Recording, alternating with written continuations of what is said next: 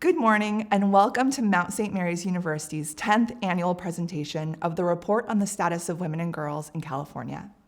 I am delighted that our community has gathered virtually to celebrate our report's release today. As with all of our programming at the Center for the Advancement of Women, we hope that this event inspires you to create positive change for women and girls across California and throughout our nation. We have an incredible group of speakers with us today. Before we get started, I would like to take a moment to thank our generous sponsors who continue to provide leadership and resources for our research and advocacy.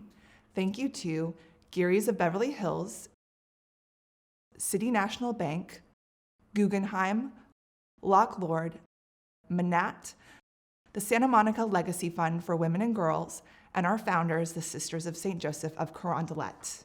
We could not do this work without your continued support, and we thank you.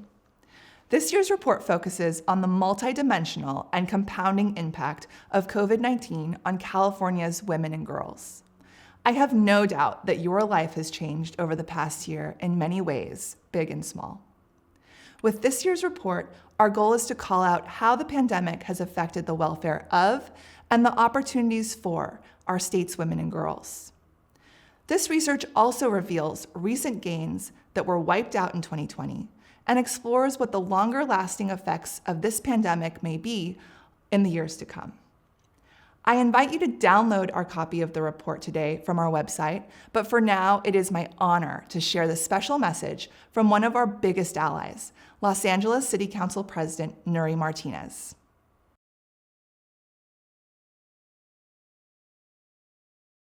Hello, I'm Los Angeles City Council President Nury Martinez, and I am honored to welcome you to the Mount St. Mary's University Report on the Status of Women and Girls in California.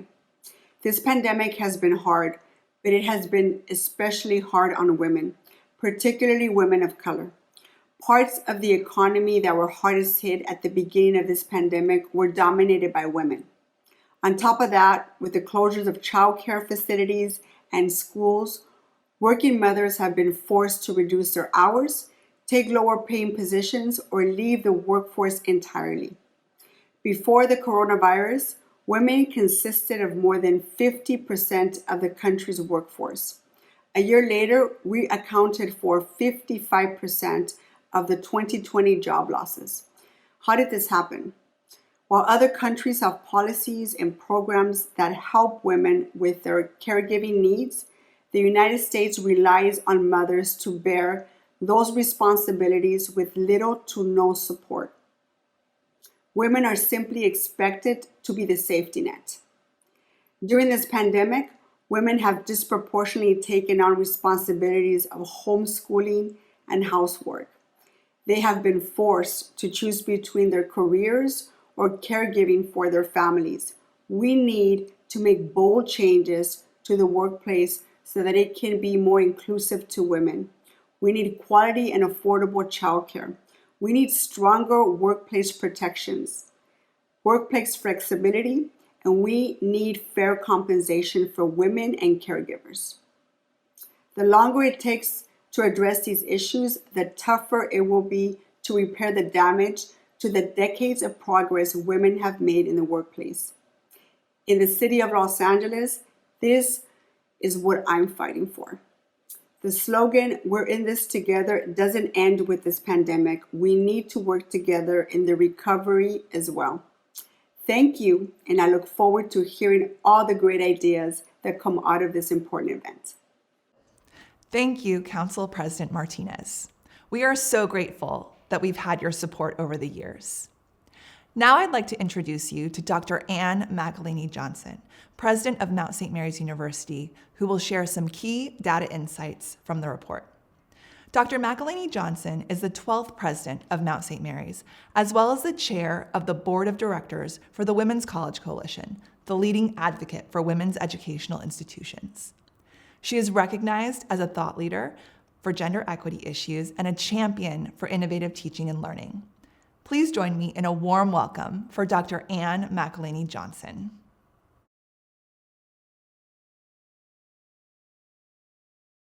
Thank you for that introduction, Emerald. I would also like to extend my thanks to all of our sponsors, alumni, students, faculty, staff, the Sisters of St. Joseph of Carondelet, and all our friends who have joined us. Before I share some of the data from this year's report, I wanted to take a moment for us to reflect on the power and the resilience that women and girls have displayed over this past year in the face of this double pandemic of the COVID virus and systemic racism. We have seen continued violence perpetrated against the Black community, and we are witnessing a dramatic increase in violent acts and hateful rhetoric against the AAPI community. This year has looked very different for each of us, and yet we come together. We come together to honor the strength and resilience of women. We at Mount St. Mary's honor all of you and your perseverance. At Mount St. Mary's, our motto is unstoppable. Our students, faculty, staff, and alums live up to that word, and so do you. Thank you for being with us today. For those of you who are familiar with our research, this year's report will look very different from previous years. We knew we had to produce a comprehensive, timely report that examined the pandemic and how it has disproportionately affected women and girls. I'm so proud of our faculty who pivoted from our traditional format to make this year's report possible. As Emerald mentioned, we started producing this report 10 years ago this month. We are honored that our report has become the most authoritative collection of current research on issues affecting California's women and girls. Its success led to the founding of the Center for the Advancement of Women at Mount St. Mary's. Our center has become one of the most dynamic regional hubs for gender equity research, advocacy, and leadership development. The report has also inspired partnerships that have been invaluable to our university. In 2015, we worked with Mayor Garcetti's administration and the Los Angeles Commission on the Status of Women to create the first ever gender analysis for the city of Los Angeles. We were also delighted to partner with the Los Angeles County Commission for Women to create the first Los Angeles County report on the status of women and girls. We are fortunate to have 3 of our LA County supervisors with us today for a conversation about leadership in challenging times. I know it will be an insightful conversation. The pandemic has underscored that gender, race, ethnicity, and socioeconomic status continue to determine women and girls' health, wellness, safety, access to education, and economic security.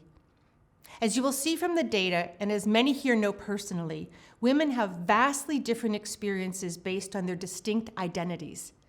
And women of color have been hardest hit during this pandemic. So let's take a look at the data and see how we're doing. First, some demographics. Women make up 50% of the state's population. Approximately 19.9 million women and girls call California home. When we break this group down by race and ethnicity, 6% of California women and girls identify as African American, 16% identify as Asian American, 39% as Latina, 36% as white, and 3% identify as all other races. All other races pertains to those women outside of the major 4 categories as defined by the US Census, and those women who identify as either 2 or more races. The median age for California women is 38, and 28% of California's women and girls are born outside of the United States. As we look at education, 35% of California's women have a high school diploma or less. 30% of California women have attended some college or have an associate degree. And 35% of California women have a bachelor's degree or higher. We know that education is a pathway out of poverty. The more education a woman has, the more earnings she can expect over her lifetime. And speaking of earnings, the gender wage gap continues to be a stubborn and persistent inequity that we track annually. If women don't earn equal pay for equal work, it will have ripple effects throughout their lifetime. They won't be able to save as much, invest as much, or pass on as much wealth as their male counterparts. Currently, California women working full-time year-round earn 88 cents for every dollar all men earn. This is down 1 cent since we reported this statistic in 2019.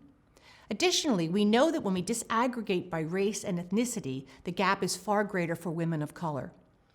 If we compare women's earnings to white men only, who have the highest earnings, we see that white women make 79 cents, Asian American women make 76 cents, African American women make 61 cents, and Latinas make 44 cents. The wage gap exists across all sectors that the U.S. Census tracks.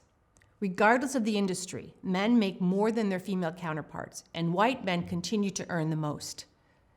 Women of color who are being paid the least simply don't have the same opportunities when it comes to earnings over their lifetime. Now let's focus on some data specific to the pandemic. We know that the pandemic has revealed gross inequalities in our state. It has disproportionately affected women and communities of color, and it threatens to roll back the gender equity gains that we have made over the last 50 years. Since we only have a limited time today, I would like to share some of the data that is most concerning and needs our immediate attention. I know our speakers will discuss these points in greater detail, and I encourage you to read the full report and have deeper conversations about these issues with your family, your friends, and your colleagues. So here is some of what we've learned and what the pandemic has exposed. One of the most startling data points is that the Latinx community is suffering most from COVID-19. While they make up 39% of California's population, the Latinx population comprises 47% of all COVID-19 deaths. African Americans make up 6% of California's population and account for 7% of COVID-19 deaths. Asian Americans make up 15% of California's population and account for 12% of all COVID-19 deaths. White women and men make up 37% of California's population and account for 32% of COVID-19 deaths. Looking at education, once again, we see race determining opportunity and advancement, especially during the pandemic. Among Californians who had planned to pursue an advanced degree in the fall of 2020, over 1 in 3 canceled all plans for post-secondary study, while the remaining adults modified their plans. An incredibly worrisome data point is that half, about 45% of African American households with students canceled all post-secondary studies for fall 2020. This is something we must work aggressively to address. Education is critical to the future of our youth and our community. When we examine overall health care, we know that due to the pandemic, up to 47% of California women delayed needed medical care in 2020. And roughly 70% of California women have suffered mild to severe symptoms of anxiety during the pandemic, and more than half have reported experiencing mild to severe depression. Both of these statistics have a direct correlation to women's increased role at home as family caregiving responsibilities have mounted. So let's take a moment to discuss remote work and how women are faring. It is estimated that over half of the United States employed workforce is now working from home. During the pandemic, the percentage of employees working from home increased almost 8-fold. A July 2020 national survey revealed that 71% of men and 56% of women said they wanted more remote work opportunities in the future.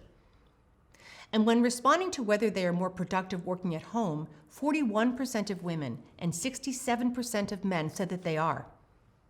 However, data suggests that the decentralization of our workforce as a consequence of the pandemic may have had a relatively greater negative impact on the productivity and career advancement of women and people of color. For example, while over half of white workers, this is women and men, say that they've been more productive working from home during the pandemic, only about a third of African American workers say the same. But not all workers were able to transition from their office to their home for safety during the pandemic. Those deemed essential workers did not have this option. And many members of our community lost their jobs or were furloughed. 42% of California's women are employed in what we have come to understand in this pandemic as essential jobs, requiring them to report to their work sites. In regard to women leaving the workforce, you are probably aware that the U.S. Labor Department recently reported that almost 2.5 million women have left the workforce since the pandemic, compared to 1.8 million men. These women have opted out or have been forced out of the labor market largely due to the demands of childcare and distant learning, layoffs, and furloughs. Both of these numbers are staggering and have caused alarm at the national level to try to recoup jobs as well as representation of women in the workforce.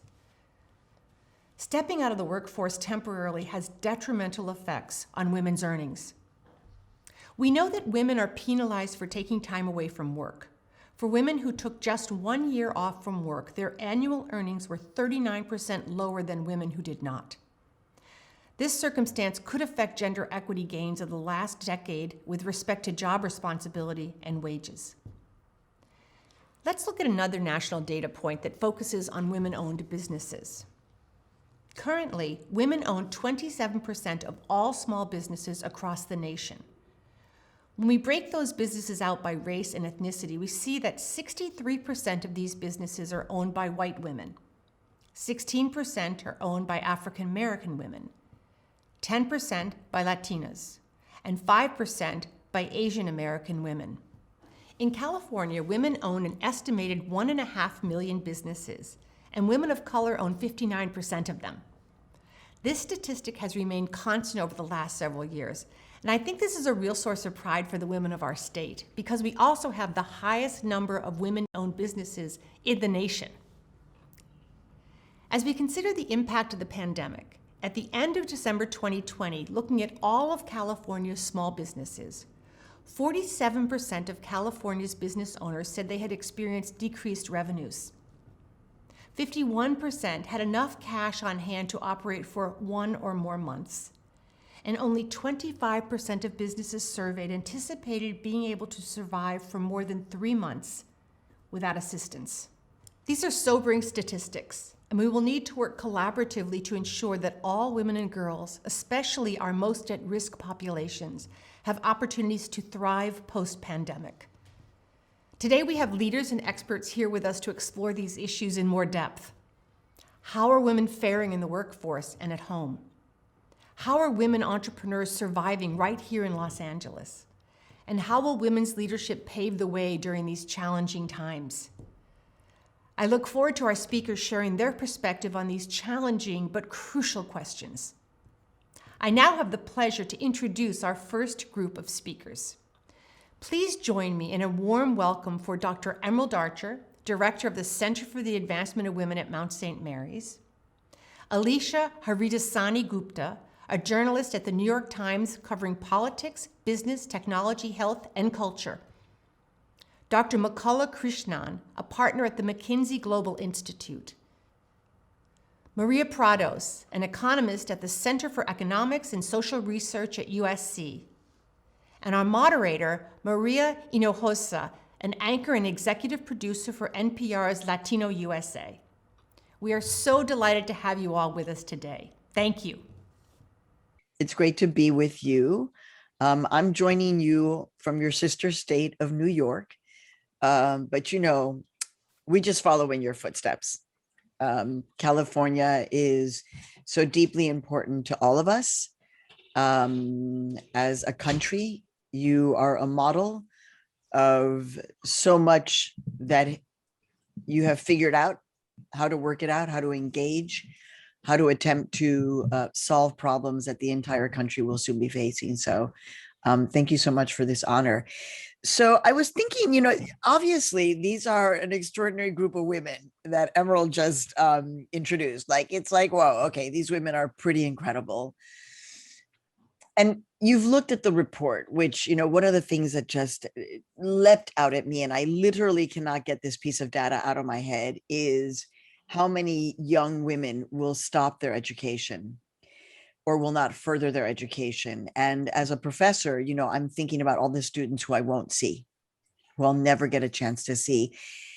And I've seen it, my own students who had to go back to California because their parents were farm workers and they had to help supply the income. And these are students in the Ivy League. So I thought about asking each of you actually personally, how this has affected you. And maybe that can lead us into looking at some of the data and some of the broader issues that we can learn from this report on women in California. So actually, I actually want to start with you, Alicia. because you're a journalist and you're talking to people all the time. And also you're working from home and you've got a lot going on. And so like more on a personal side, when you think about you as a woman in this point in your career, how have you been impacted by this past year? Thanks, Maria. I mean, I think I'm in the same boat as everyone else. It's really stressful. You know, before the pandemic, covering gender was sort of you know, it's not considered like politics or economics. It was seen as a side thing. And this pandemic highlighted how gender undercuts all of those things, right? It kind of thrust me into the big stories that you would never have imagined have a gender angle, right? Like data collection and all of that. So it's kind of, it's been a very steep learning curve for me to quickly, you know, scramble and figure out like what everyone is asking. You know, what does this mean for women? What does this mean going forward? And I'm just sort of speaking to, like you said, I'm speaking to people every day and trying to make sense of these trends. And we can come back to that later, but just on a personal level, it's been a learning curve. And so how are you doing when you think about how, because you're right. I mean, a pandemic like this has transformed your career, but also you're working from home, you Mm-hmm. know, so on a daily, you know, how have you thought about how this has impacted you as a woman who's a working journalist? It's made clear what everyone is feeling, that women, no matter how empowered you are, no matter how successful you are, no matter how, you know, what your job title is, you're the one who's going to do the laundry.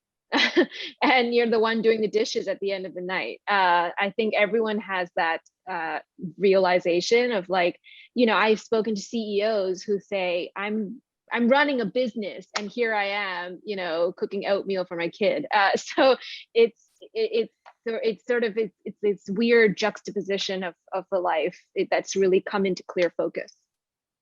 I had a protest movement on Sunday. I just said, I'm not going to do this. I'm just not going to do the laundry. I'm just not. I kind of put my foot down and my husband was like, okay, well then, and I was like, I'll leave it in the hallway, which is what I started doing. So I think that we could have a whole movement conversation about that. Mikola, tell us a little bit about how you know, you're at McKinsey. It couldn't get more high intensity than McKinsey. And you're looking at the data, but again, I think you're an immigrant yourself, like me. So a whole other added element. How are you kind of personally doing as a professional woman, but a more personal, we'll get to the data in a second, but you personally, how are you kind of faring and seeing your work in yourself in the pandemic? Yeah, I think maybe pivoting a little bit to the glass half full, not that I'm feeling a glass half full, but I do feel like what this moment has taught me is this sense of being at a crossroads, and just highlighted a lot of dichotomy in my life. So on the one hand, it has been incredibly challenging for many reasons, right? Many of which Alicia alluded to and Marie, you spoke about as well. I think the double burden, managing work in the workplace, work in the home, has been hard for everyone, and I think women disproportionately. I think the pandemic has revealed a lot of issues with burnout, anxiety, mental health, sense of isolation, which I am experiencing, but I know many people are. I think to the point about me being an immigrant, what it has meant is that I haven't been able to, most of my family's in India for more than a year. I haven't been able to travel back to see them. So on the one hand, there have been a lot of downsides, a lot of struggles. I see my teams struggling with challenges of isolation. Many of my teams are young professionals that don't have family units around them. They spend many months in isolation just by themselves. So that's the downside. On the positive, just for me personally, I have a 2.5-year-old daughter. This has meant I've been here every night. I've been able to put her to bed every night. I've been able to have dinner with my family. I've cut out travel entirely from my day, so there's no commute. I think it has brought to light as well in the workplace the conversation about the fact that we're not all just workers in a workplace, right? We have family lives around us. So anyway, my hope in seeing the glass half full is, can we make the most of this moment and what it has taught us about flexibility, what it has taught us about the reality of us being whole human beings, and bring more of that into the world of work going forward. There's a lot that we still need to work through when it comes to that. I mean, done badly, it means that work pervades 24 hours of your life. But I think done well, there's also an opportunity here. And then I guess the final thing I will say is I do a lot of my research globally, not just focused on the US. And I have to acknowledge that I think I'm very privileged in this moment, right? I have a secure job. I have a steady income. There have been, thankfully, no health issues that anyone in my immediate family has experienced. So relative to a lot of what so many people have gone through, this moment has been easy for me. I mean, I definitely, gratitude. I mean, I've been really focusing on in this last like 10 years of my life, but now, because it was a year ago exactly that I got sick, deeply sick with COVID. And then what's more adorable, everybody, is that, you know, I'm in my bedroom right now, which is sometimes converted studio. And it was so early on and we weren't sure if I actually had it or not, but I was very, very sick. We slept with a pillow between us. How adorable is that? It's not, it's horrible. He ended up getting it. We ended up both surviving, but I've lost family members. So I agree with you. There's a sense where we can actually be really focused on gratitude in our lives. And I think as women, actually, it's kind of central. Emerald, what about you? How has it been on a more personal side for you?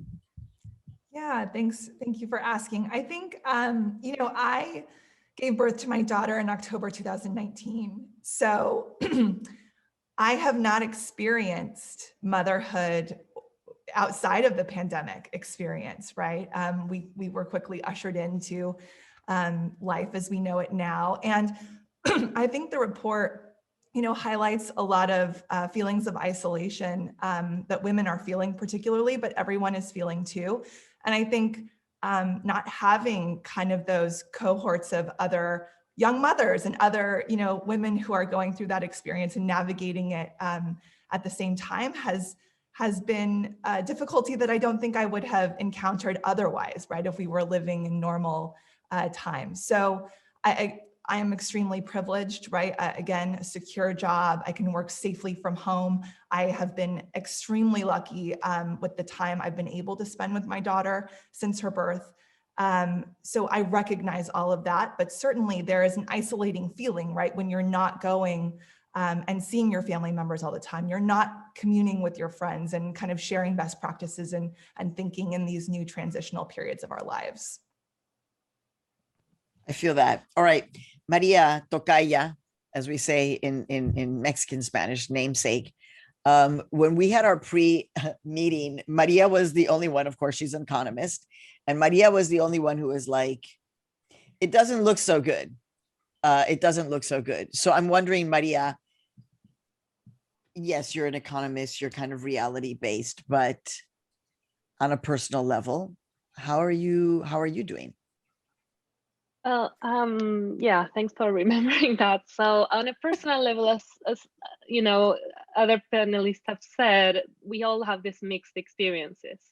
So similar to Emerald, I also had like a crash landing into motherhood. My son, my only son, was born in December 2019. So that also meant that I was with a newborn when the pandemic, unfolded, and it felt very, strange and stressful, and you don't know what you're doing, and on top of everything you have this pandemic thing. So on a personal level, I feel that being able to spend time with my son and being able to keep my job and to not have to worry about going outside and all those things that were very stressful at that time were, of course, huge benefits of this. Again, I have a job where I can do my work from home when I have time. That meant that I am sleeping less. I'm doing less activities outside of the home. I'm not speaking to anyone outside my husband or my son, almost. So this life is not normal. but it's like the price we are paying to raise our son in this way, and he's super happy. So that has been like the great benefit from this. And from a professional point of view, it has been very challenging, right? Trying to do everything. Well, I had a plan to do everything before the pandemic, right? I had a plan to have childcare for my son and how I would deal with work and with commute and working from home, and all of those plans kind of unraveled suddenly with this. And so now I've been trying to do everything and make everything work. And from a professional point of view, it has been very challenging because we see this big disparity in terms of time demands for those who have, depending on their personal situation at home, if they have, caring demands for their children or family members, and they couldn't, have access to others helping, versus people who have maybe devoted themselves to work as a way to fight the stress and the anxiety that the pandemic brought on. So when you are in a profession that relies heavily on your own efforts, and you need to devote more time to that, you start to see this divergence, right? And we were all very stressed because you can't catch up with people who are, maybe they're not very happy because they're isolated, but they have a lot of time to undertake new hobbies and do a lot of work. And so it has been a very mixed experience. There have been, many ups and downs, and I think it's been, yes, a learning process, but I'm not sure how we will move on from here. I just want to say you also just held it together and spoke completely eloquently with your baby screaming in the back. So can I add to that? Sure.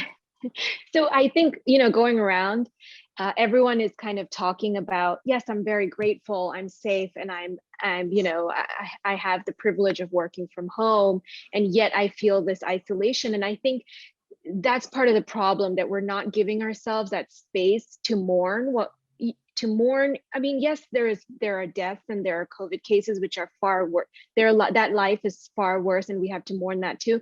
But we have to also mourn the normalcy, right? We have to mourn the fact that raising a kid takes a village, and we don't have a village right now. We have to be able to be to sort of face our mental health challenges and recognize them, because that's part of the problem. Okay, I love that, because I think you just kind of have to name things. And if there is something that we might be able to learn from this experience, and actually making the data more personal. So to take what you just said, Alicia, which thank you for saying that. Yes. I mean, I'm upset because, I'm much older than many of you. And I'm just like, this just took a year or two out of what's supposed to be the best time in my life. Mm-hmm. Okay. So I think we have to name these things. Like, for example, I just was very public about getting a vaccine. A year ago, I had COVID. I've lost family members and friends, and to acknowledge vaccine apprehension, for example. Yeah, I was apprehensive. I'm terrified of getting the second shot. I don't want to get sick. Like, just naming things. And I think that you pointing this out and giving us a space as women to think about what we've lost. So the thing that stood out for me in the data, again, I told you, was this point of data of how many young women are going to cut their education short.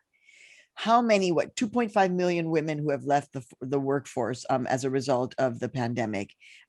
This, not a recession, but a she-cession. So when you start thinking about the trickle down or, ripple effects, I mean, which one of you wants to take this in terms of, it's going to be bad for a while, but we're going to recuperate, or it's going to be bad for a long time? Because again, I think we are in a place where we can recognize our privilege. And so I'm trying to see how we understand that greater impact that this kind of data could have on our lives. And I'll just open it up to whoever wants to jump in. Well, I can start with some of that. So I think this is very concerning because there are different effects that compound on each other about what happened. So you call it a she-cession, as it has been called like that, because usually recessions impact sectors that are mostly, male dominated. This recession, on the contrary, impacted like the service sector, like, hospitality and leisure, which are sectors that have a lot of female employees. So that was bad for women in the workplace. And you may think that some of those jobs may come back, as the economy recovers, as society goes back to some kind of normal. Some of those jobs are going to be made available again. Some of those jobs are going to be different. But what happens here is that those women who left the workforce, they also had to take care of their kids. And so, this recession introduced an additional disparity between especially mothers and fathers in that sense, because mothers have been bearing most of the burden of the additional time demands for childcare. And so that means that these mothers have had to put their careers on hold to some extent, regardless of whether or not they lost their jobs. So we see this even in mothers who kept their jobs. They have not been able to do as much as they wanted in their jobs in many cases, right? Like you have too many demands. And so when we recover, this feature is going to make it more difficult for some women to try to get back their, the jobs they lost, or the type of career that they had planned for themselves. And we know that for women, unfortunately, you all know all about the gender wage gap that exists. We know that there's like a child penalty for women. So, wages on average are lower for women with kids. And on top of that, wages on average are lower for women who disrupt their careers. And that penalty is larger for women than men. So whenever you see this chunks in the employment history of women, this is going to be detrimental for them. So that's why I think the situation is not easy to resolve, even when we think of going back to the way things were, or to something similar to that. So which piece of data, Michala, were you kind of most impressed by? What's the thing that's kind of you've got data, you live with it all the time, but from this particular report, in terms of women in California, what's the piece of data that you're just like, I think it has to do with just building on what Maria said, right? The multifaceted nature of this problem for women. And you see that in the data on women leaving the workforce. You see that related to how women think about education. You see that in trends with returning to the workforce. So the way I think about this problem is there are 3 or 4 issues going on that especially affect women disproportionately. The first is as we think about the job losses. And as Maria said, a lot of the job losses we've seen are in sectors that women tend to work in. And so as part of that, they've disproportionately experienced job losses.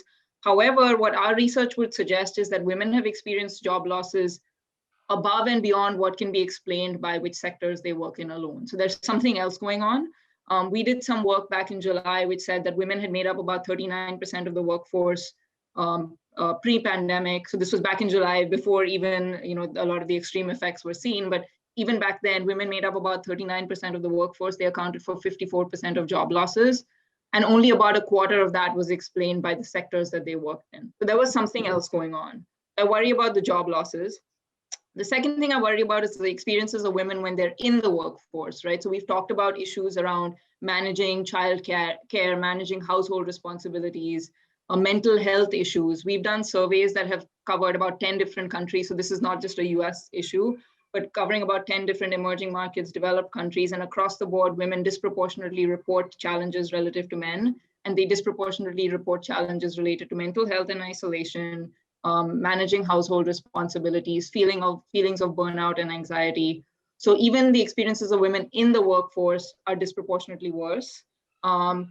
And we found that about 1 in 4 women are thinking about downshifting their careers in some way as a result, not asking for that next promotion, thinking about leaving the workforce, going part-time, right? So this has real impacts then as you think about the wage gap. So that's the second thing I worry about. The third thing I worry about is then getting back into the workforce, right? We know that labor market stickiness, to use a little bit of a wonky term, is harder for women than it is for men. So once they leave the workforce, getting back in is going to be more challenging. The workforce has moved on. They may have smaller networks, so finding a job is harder. So for various reasons, getting back in is going to be more challenging. And then finally, the thing we haven't talked about yet is what's happening with the future of work, right? So what companies have done in the last years, accelerate trends to do with automation, to do with digitization, things that we thought would take 5-10 years to do have essentially happened overnight. And I worry about that for women, right? Because what this new future of work is going to require is it's going to require new forms of skills. It's going to require working more with technology. It's going to require changing what you do in the workplace. And in a world where women already faced a variety of barriers in the world of work, the future of work is only going to create more challenges. So there's a lot of things that I think are concerning about this moment. We can talk a little bit later about the things that are silver linings of this moment if we make the most of them. But there are many, many different aspects of women's lives in the home and women's lives in the workplace that make this moment especially difficult. I love the fact that the silver linings for many of us have been like, well, I'm home.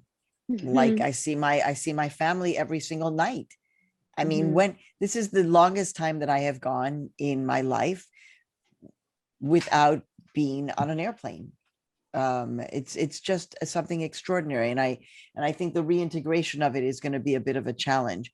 So Emerald, one of the things that that came out in this report is this notion that women are essentially reconsidering career advancement kind of in general, which is very, very interesting. What does it mean then for mid-career women? Again, for someone like me, I'm like, oh my God, time is running out. I have so much more to do. Oh my God, I've got so much more to do, but there is another impact for mid-career women and women who are just like, I'm, not gonna do the rat race right now. Yeah, I think our panelists have said a lot, right, in this vein. And 60% of women are questioning whether they want to advance in their careers. That's huge and has huge implications for women's leadership, right, in corporate sector, in education, wherever they are. If women aren't at the table, right, because they've done the calculus, right, they've done the analysis that I can't bear 2 full-time jobs, right? My profession and unpaid domestic labor and keeping up, with your home and all of that and childcare. They're making really tough choices if they can't do both, right? So we know that women are not getting praise as when we compare them to men in equal numbers. We know they're not getting raises during this period. We know that they're not getting more opportunity to lead in their companies. And this is almost by 2- and 3-fold, right, we're talking about. So when women are living this reality, they're really kind of asking themselves, is it worth it, right? Is all of this hustle worth it to maintain my profession and to do what now is required of us at work from working from home, right? Doing the late night calls, having the long meetings that does not comport with making sure your child can do online schooling, right? That doesn't work. So I think if women start dropping out of the leadership ranks of their companies, who is going to represent us at those tables, right? If we're not there, we're not able to build better policy, right? We're not able to kind of put a light on the blind spots of our companies. So I think this has real downstream effects, and we need to make sure that we have initiatives in place to catch those women who would have gone on to leadership opportunities during this pandemic period. So McKinsey has issued a report focused on women in the workplace, and it says that the pandemic could set women back 5 years. McKinsey doesn't play, Michaela. They don't play. So this notion of women being set back 5 years, I mean, you're still sleeping, which means that you've been. But this is a piece of data that, when you think about the impact that we are just kind of the uphill that we were getting to and the progress that we had made, this actually does set us back. What does that look like?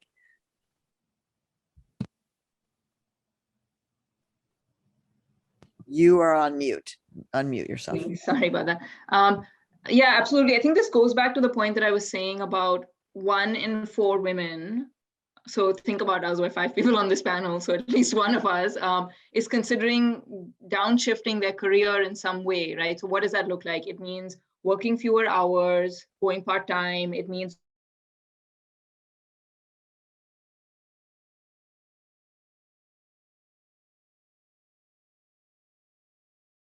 progress. If we look at the last 5 years of data in corporate America, some of our surveys suggest that women have expanded their ranks in leadership positions to some degree in middle management, less at that first promotion, but there has been progress through the corporate pipeline. And we stand losing all of that. Everything that we've gained over the last 5 years could essentially be lost overnight if that 1 in 4 number actually follows through. And so what this means is the need for real concerted attention right now on the part of companies to take notice of this. I will say that our surveys also suggest companies do recognize this challenge. We surveyed companies, about 1,000 companies across the world, and we find that 9 out of 10 have done something to change their diversity, equity, and inclusion policies for this moment to deal with the challenges we're experiencing in this moment. But then when we survey employees, only 1 in 6 of them feel more supported as a result. So on the one hand, companies are raising the bar, but on the other hand, the challenge of this moment is so acute that we really need to rethink our corporate work policies. We really need to rethink the way we're supporting women in the workplace. Okay, Can I so add something to that? yeah, absolutely. And I have more to add too. Yeah, and as you're adding to that, think about this. We understand that women of color, immigrants, that they, Black women, that they are really at a much greater loss. So as you're answering these questions, can you think about also how we address that dire need and how the impact on our country if we don't? Well, yeah, what I had to say was more general than that, even though it's true that subgroups have even suffered more. But I think it's really important for us to recognize as a society how we value the role of women and what we think the role of women is. And it has been brought up that, yeah, firms may do things differently and, governments can implement different policies. And this all comes down to making women in the workforce feel that, yes, their worth is valued, so that you don't have employers who pay less to women because they have to provide them with some benefits, like policies like that. They have to take into account employers' incentives, right? So all of the players in society have to maybe change their mindsets about what's expected of women. It's not our only burden to set the foot down and say, well, I prioritize my career, right? It's husbands' roles too, to realize that their women's careers are not a secondary thing and not a hobby, right? It's not the same for them to work as to do childcare or take care of the home. So as we need to coordinate all of our expectations, I think, as a society, because for now we have seen that women have made huge progress in the workforce for many decades, but we still see that part of that progress is being impeded by this, cultural norms that we have in terms of our roles, and that's embedded in our minds of everyone in this society. And so I think that's crucial to address these issues. Okay, Alicia, and then Emerald.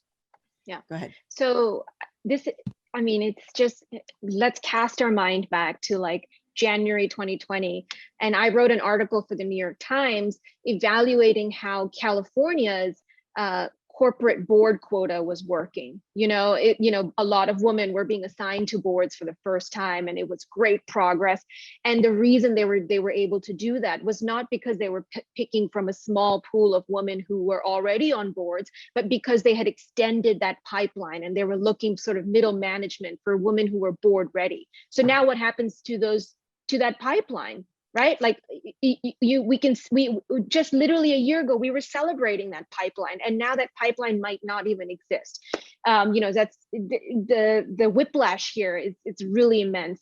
But I want to also look at we're looking at corporate culture, but I want to look at the low wage workers that were, you mentioned women of color and Black women. That's the front lines are disproportionately women of color and Black women, the grocery store workers, the pharmacy workers, the hospital workers, the caregivers, they're all women of color and Black women. And so in large portion. And so, we have to think about one of the biggest things that I'm hearing in terms of policy shifts is that Congress and White House are considering, national paid family leave and medical leave programs and really strengthening the childcare infrastructure, because those are the women who need it most, right? Like 80% of the private sector workers still don't have access to paid leave. And just 8% of wage workers in the bottom quartile have access to paid leave. And who are those women? Those women are women of color and Black women, low wage workers. And so if they don't have the ability to take time off, then whose safety is that? That we're putting the burden on them to look after themselves and their family and everyone around them. Imagine being a restaurant worker right now with your mask on and someone demands you take your mask off. What are you supposed to do in that situation, right? And just from that perspective, if we think about what Congress, if Congress does implement this paid leave program, if Congress does implement, new childcare infrastructure, that will shift the workplace culture drastically. If we're looking forward, if we're thinking about what workplace will look like, American workplace culture will be completely changed by that. There's actually a term, mask harassment, which is that restaurant workers are being harassed if they wear their mask, and that people who come in want to see their faces in order to tip them. And so it's this whole really strange thing that just feels so strange. And then I'm like, yes, but it's the United States of America in a pandemic, so I shouldn't be surprised. Emerald, and what are those women supposed to do? They can't quit. They don't have another source of income. They don't have the safety to just quit. Yeah, exactly. Emerald, you wanted to jump in. It's been covered. So our conversation has covered it. Thank you for coming back. Okay, so we have 3 minutes left. That's not a lot of time. And I guess we should think about where we can find glimmers of hope. I think that the mutual aid that I have seen is something really quite extraordinary. But I always am thinking about people who, like, for example, I've become obsessed. I live in New York City in Harlem. I've become obsessed with how empty our apartment building is. I think it's like half full. And we're just one building in Harlem. And I'm thinking about all of the other buildings around and who's left and who could never come back, who can't make it back, whose life, will be forever changed because of this. And then I find hope, right? I survived COVID. My husband survived COVID. I got the vaccine. So take us out in terms of just giving us a little bit of glimmer of hope. And let's start with you, Mcelini. Tell us a little bit of glimmer of hope. So I get hope from 3 things. The first is we are recognizing flexibility and the fact that people have lives outside of the workplace in a way that we've never recognized before. Right now, again, like I said, it comes with its own challenges where work can now become 24 hours of your life. But I think if done well, we can do something with this moment, right? We can redo the corporate workplace, redo corporate work culture. That's the first thing that gives me hope. The second thing that gives me hope is we're having this conversation for the first time, I think, yes, we've been having this conversation all along, but I really do feel like in this moment, men have experienced at least a fraction of what women have experienced in the past, right? We've seen data that says that, yes, mothers have disproportionately picked up the childcare burden, but fathers have also picked it up a little bit. So at least I feel like the aperture for the conversation has widened. There is a window now to be talking about this as a community, as a society. Alicia, you referred to, various acts in government. I think we're having this conversation now in a way we weren't having this conversation before. So that gives me hope. And then the third thing is we are going to be in a moment of reinventing society, right? There's going to be funding that's poured into the economy as we think about recovery. So we have the opportunity to channel all of that in very positive ways, whether it's thinking about childcare infrastructure, thinking about childcare as infrastructure, thinking about the digital economy and ensuring that women are part of the digital economy going forward, thinking about provision of skills training and ensuring that women are part of skills training programs. There's so much that we're going to be spending on. If we do that with a gender lens, I think there is an opportunity here. There's many, many reasons things could go wrong. But I think this also, when done right, this is a powerful moment in time. All right. Well, we've got 1 minute left. So Maria, briefly, Alicia, and then I'll hand it back to Emerald.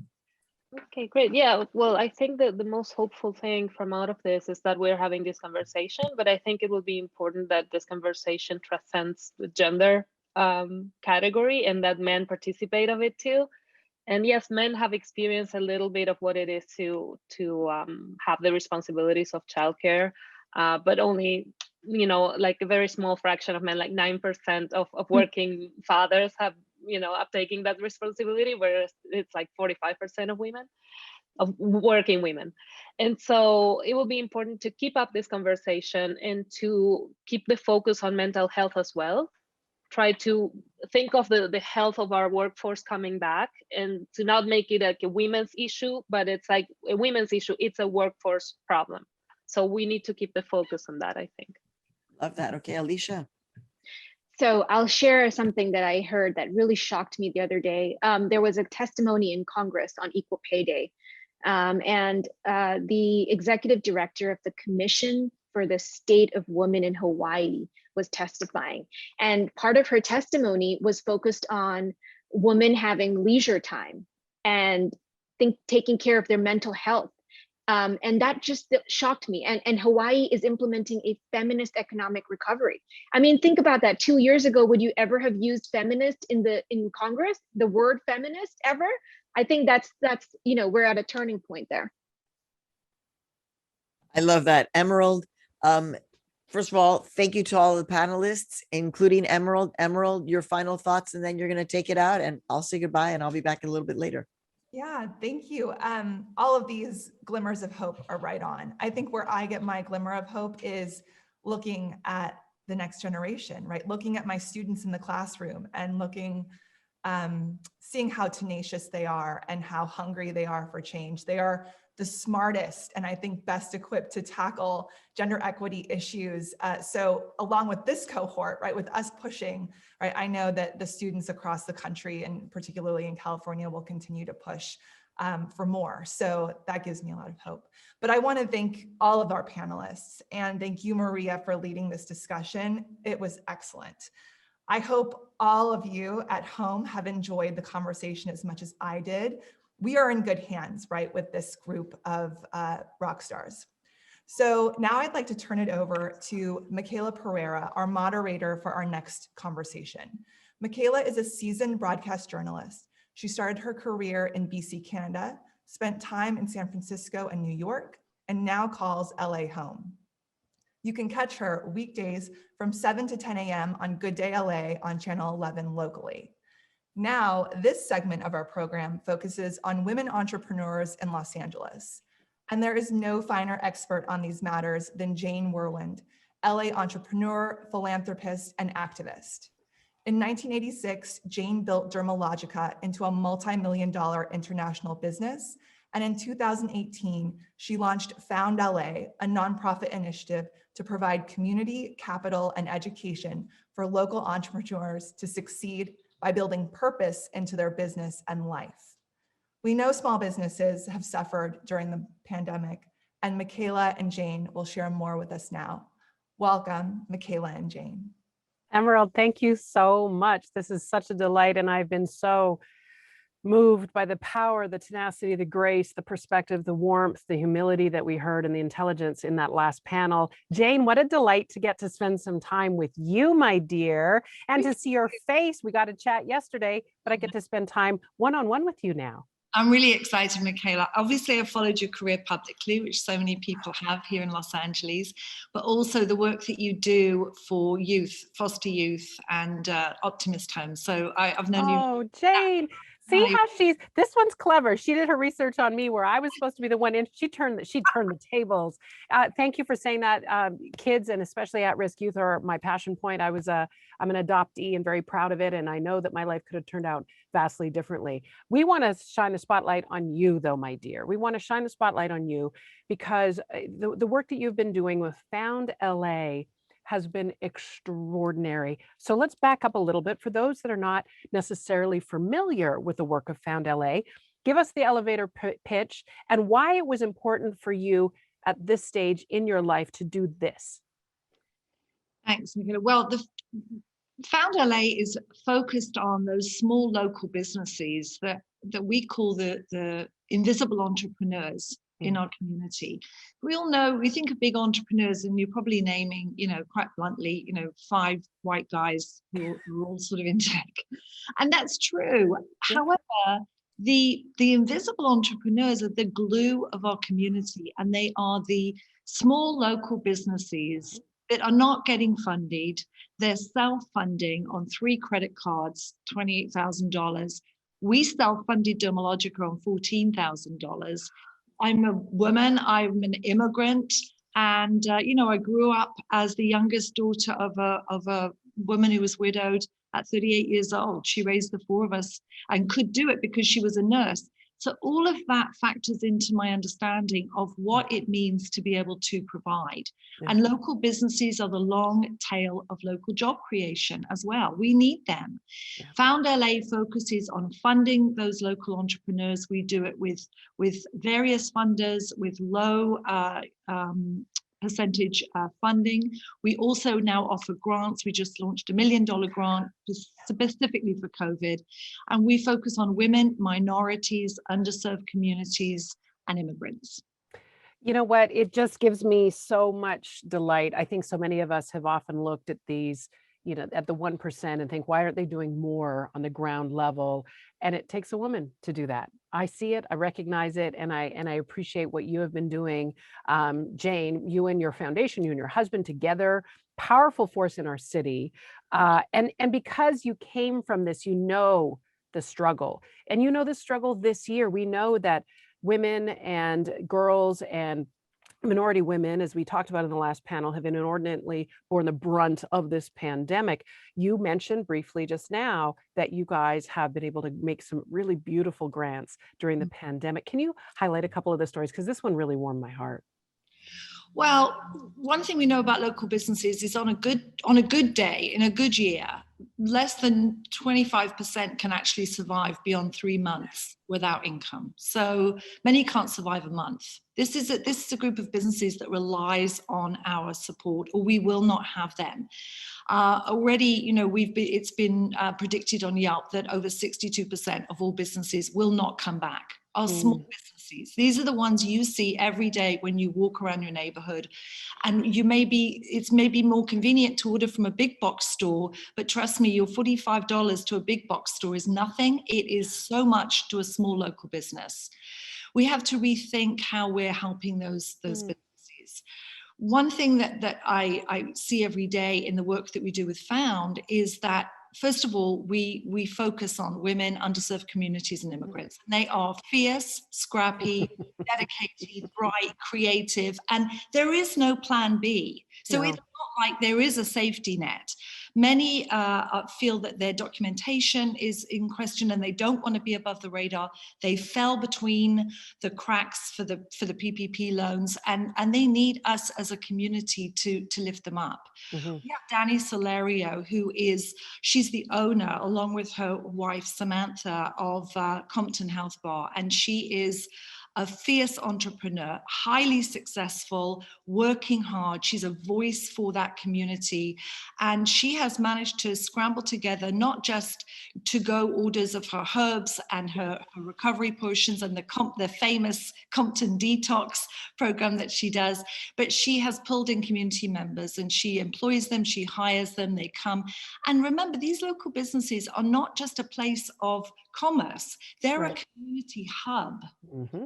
So many people go to Danny's health bar and sit and talk and share. I know that from the salon industry. Trust me, people aren't coming in because they need to get their roots done. They're coming in because they need some therapy. Exactly, that's what we do. And by the way, the salon industry, which I'm a part of and have been my whole life, 64% of all the businesses are owned by women, and 98% of skin therapists are women. So we know what it's like to be an entrepreneur, and I am completely inspired by our local Found entrepreneurs. We have done pivot programs with them. We are helping them virtually, and I'm amazed at how many of them have been able to step forward and supply advice and product virtually. Yeah. The camera, because I'm gonna have to. Oh, we have to mute somebody that just joined, if possible. One of the things that I also love about the community the small business community that we've seen out of the pandemic, and I know you saw this too, is neighbor helping neighbor, small business helping small business. And women, we're tribal. Women have been doing this for centuries, since the beginning of time, leaning across the aisle and helping other women, right? Other entrepreneurial women do this. One of the things that we had a chance to look at through some of the data you and I both from the report. One of the interesting data points that I found fascinating was that California has the most women-owned businesses in the country. Yeah. And I love that about our state, first of all. What is it that seems so ideal? What is the fertile ground here that makes it so ideal for women to start businesses in our state, in your estimation, Jane? Yeah, I think Maria, when she opened up the previous panel, said it right, that, things start in California and they spread across the country, good and bad sometimes, but it also around the world. We're the 5th biggest economy in the world. And I think we have to keep remembering that. This is a hotbed of entrepreneurship. When I came here, I arrived as an immigrant in 1983. I feel the same energy now. It's this stickiness. It's this sense of possibility. Something that's I don't know, is it baked in the soil? Is it because we're all terrified of the big earthquake coming that we've got to do it now and do it big? Maybe. I don't know, but there's a sense of that. You feel it all the time. I feel it, especially in Los Angeles. And I know we're in a cultural, social, political, gender revolution on our planet right now. And I feel so strongly that California specifically will bring us through and lead the way. We're going to come through this and there will be such creativity shown in the businesses. But let's make sure that we're funding small businesses. Let's make sure that we are not just focusing on advanced education through university and the corporate world for women. Let's make sure that we're looking at how do you have your own business? How do you get a skill set training? And it's not just the 4-year or the MBA. It's about how do you learn how to do something that can help support you even when things turn rough. And, that's a very interesting thing, because I know that we've done a good job of letting our young men and young boys know that there are other options for them that don't necessarily follow an academic path. And I know that for me, I always want to let every student have the ability to make that choice, right? You get to have a choice. I don't want it predetermined for you. But I also really strongly believe that academics isn't for everyone in terms of post-secondary education. There are other paths to brilliant success and fulfillment. I think we need to be having more of those conversations with our young women. Yeah, I think that there's a sense of disillusionment that's happened in this last year, and I've sensed it even in the report of, is this how far we got? Are we slipping back? Someone on the chat just now said it feels like we're in a rip current. As fast as we go forward, we're getting pushed sideways and back. And that feeling of it's not just isolation and loneliness, it's despondency. Yes. I think the reason is if we keep thinking everything relies on me being allowed to work in a corporate environment, or accessing even more education, or having to prove myself again and again, that feels daunting when you've basically been given a year out of work. And for many people, literally out of work, not by choice, are they working from home. They can't work from home. There's a whole discussion around that. Do you have enough broadband? Do you have enough laptops? Are you in a position where you can even access something online? That digital divide is real. You and I have just met, and I look forward to being able to break bread with you one day soon when the world opens up more. One of the things about me is that my tribe of women friends, my female friends, I love shining a light on them. I love to be able to, my goal, my dream for them is that they would be able to see themselves how I see them, right? We're not great, we women, about singing our own praises. Part of it's the way we've been raised, part of the ways we've been socialized, and oftentimes we'll overlook our own assets and gifts. So I want you to do a thing for me right now. I want you to sing the praises for our sisters. In terms of women and entrepreneurial spirit in women, what are the unique assets and abilities and talents and skill sets that we bring to the table? Oh, listen, there's no one that can reinvent themselves as often as women do. I mean, if you think about it, first of all, many of us have changed our names at some point. And if you've been, if you've married and decided to change your name, you might have done it more than once. We actually think about that, we actually take on completely different names, which is bizarre, quite honestly. However, We also change our entire bodies when we, when we give birth. We're creative. We can do multiple things. And it's not just about this sort of multitasking, aren't we smart? We do it because we have to. We do it because not just because we can, but we have to. We figure it out. And that has always been the hallmark of women. And we can do this. We have it inside us. Just when you think it's an imposter syndrome kicking in, don't worry. Nobody knows anything until they do it. None of us knew we could do this until we did it. So I have complete faith. I've seen it proven time and time again in my own life and in my own career that honestly, when everything's thrown down on the mat, women will get up. And we may be a little despondent at the minute, but we're coming back, and we're coming back big.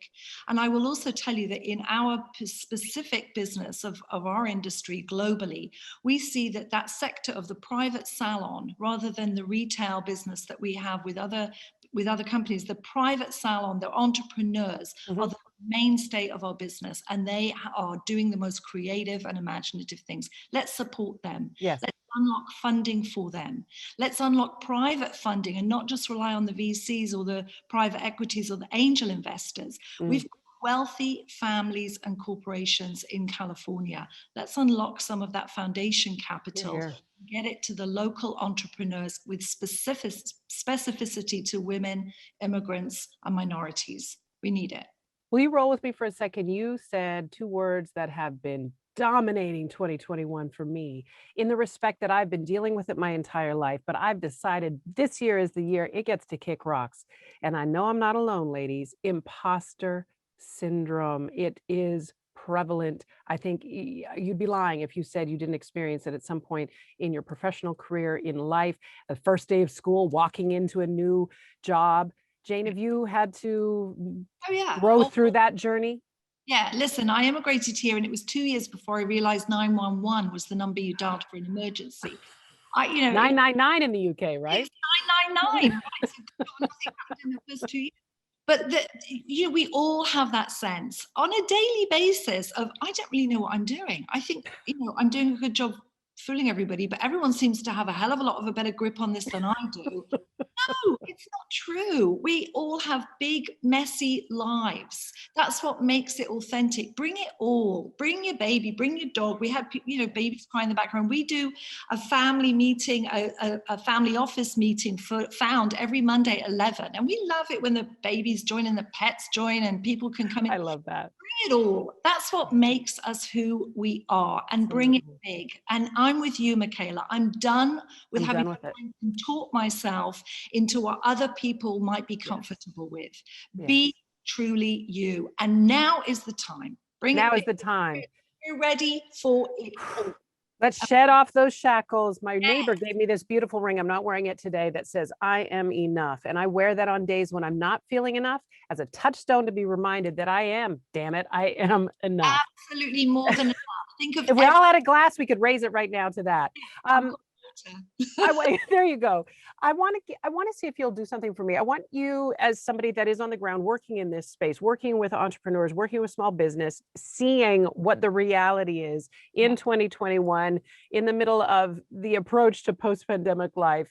Give Los Angeles a scorecard. How are women-owned businesses faring in our beautiful city? Well, listen. Women-owned businesses are dominant in our city because we have more women-owned businesses than any other area. Los Angeles County has the largest amount of minority-owned, women-owned businesses, and so you can look at any of your neighborhoods, any of your communities, and you see those women hard at work in those businesses. But don't forget, as we've all acknowledged, we're all juggling a life outside of our business and having to do both. And so I feel strongly that if we don't acknowledge the incredible contribution to our economy that our local women-owned businesses are contributing, and immigrant-owned businesses too, and often both, then we're missing the biggest opportunity to go forward. This is where not just are we going to support those businesses, we're going to bind our communities. And isn't it true? No one wants to live next door to the big box store. Nope. You want to be able to go to the local bakery, florist, dog group, mechanic, salon, tailor, etc. Let's make sure they're all still there, and the majority are owned by women. So dig into that a little bit more, because I know that one of the things that we hear all the time, it's almost to the point where it's a bumper sticker: support small business, support small business. You just gave some ideas right now, but drill deeper on how we can think differently about supporting small business when we are preparing for Easter, preparing for, 4th of July, whatever in our lives right now. Well, first thing, you think of where you're shopping, and again, I know that it's it's so convenient to order online, but those dollars, we've seen what's happening online. I mean, it's spiking through the roof. This is a good time for so many online businesses. But that means those dollars have been taken out of your local community. So go to those local stores. So they might not have the exact thing that you could have ordered that came from somewhere else, but they will have something that is more important to you every day. And that is, they care. They are there. Go and support them. And when you go in, I mean, it sounds like a cliche, but say hello, introduce yourself. Absolutely. How is it going? It's good to see you. Thank you for being open. Thank you for being here. Yeah. And instead of going to the big supermarket chains, although they are already fully supported, they can do deliveries, they can do pick up curbside. A lot of small businesses can't. Right. So go to that business and support them. Think of where your dollars matter. It's all very well buying gift cards or paying it forward by buying gift cards to your favorite restaurants and giving them money now and having those meals maybe even next year. But think about your daily shopping and where you go to buy.